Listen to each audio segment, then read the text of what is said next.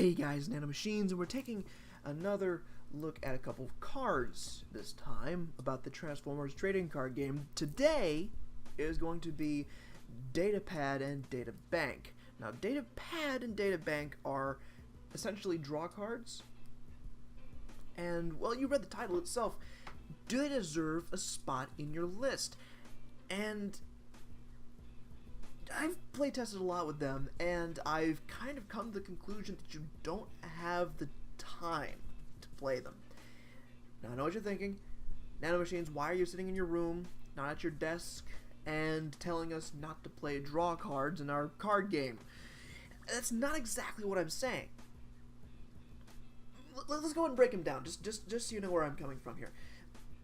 Datapad has a less draw effect than most other cards in the game. It only draws you a card when you're attacking. Now, of course, when you draw a card when you're attacking, it's pretty good because you can put another card back on top of your deck.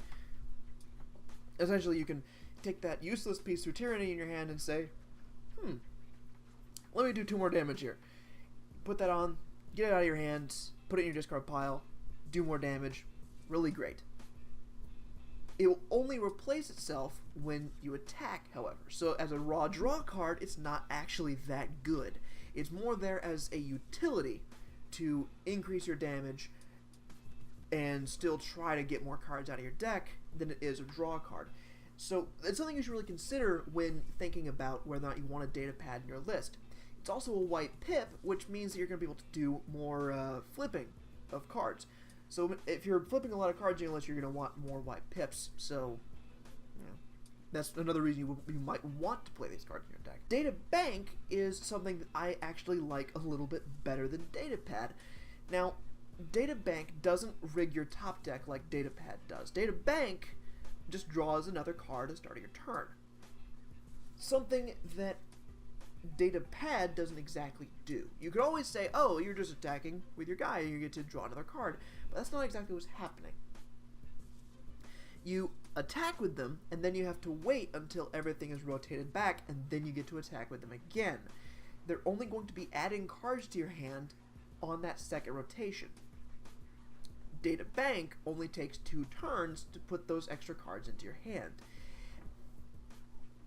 It's more of a draw card than Datapad, because you need more Datapad in your hand in order to cycle your deck more. Because again, you only get to attack once with that upgraded character before you need to upgrade another one with another Datapad, and so on and so forth. Databank, however, just always nets you another card on the start of your turn. Now, it takes a second for it to replace itself, and then the next turn after that, it starts to give you another card in your hand. But generally, I find that Databank is still much better at drawing cards than Datapad ever could be. But they kind of serve a different purpose. Even though they have data in their name and they draw a card, Datapad is more of a utility. Databank is just more draw. All of that kind of paints them as a very good card, and they're not bad cards. I'm not saying that they're bad cards at all. What I am saying is maybe there's a better spot in your list for something more useful. Example. During your turn, you say, I have a grenade launcher, a force field, and a databank in my hand. What am I going to attach? Well, if you want a grenade launcher to secure that KO, you're going to be attaching that card definitely. Then after you do that, the next turn you say, oh, maybe now I'll be able to attach my databank. And then you look at the field again and you say, I am about to get knocked out myself. Let me attach this force field instead.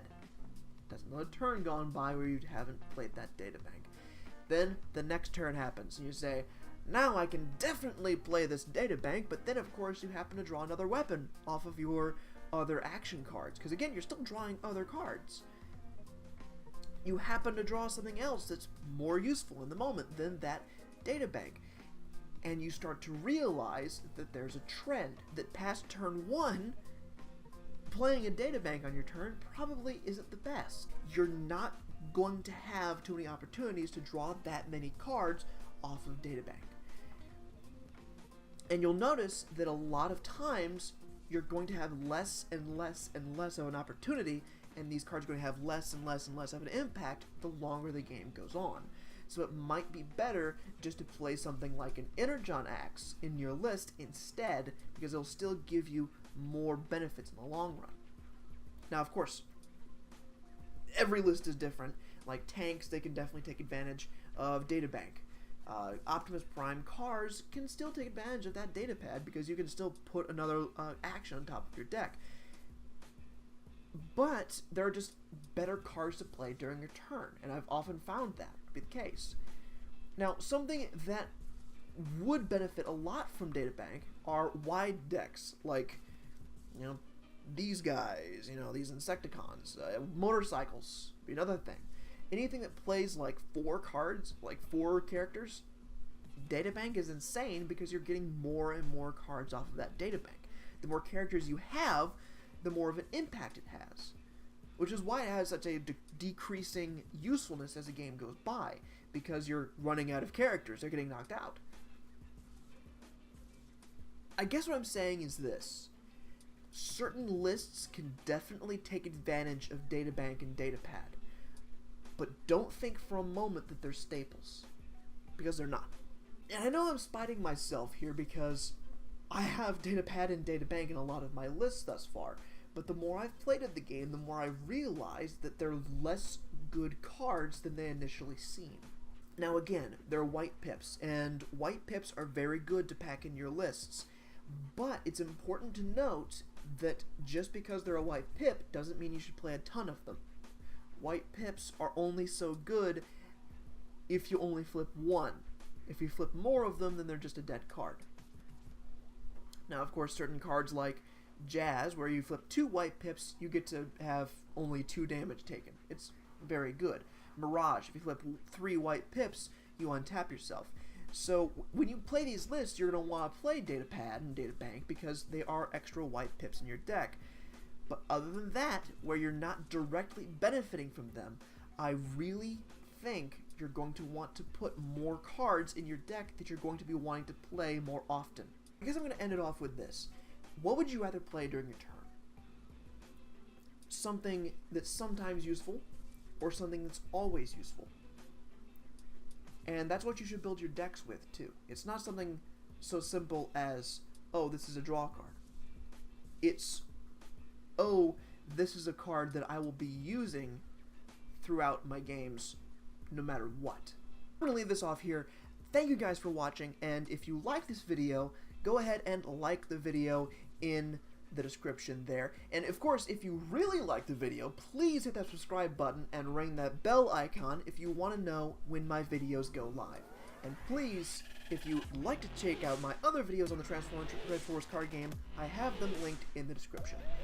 And of course, as always, if you'd like to see me play any video games, please check out my other games on the channel. So, without further ado, this is Nanomachines, signing off.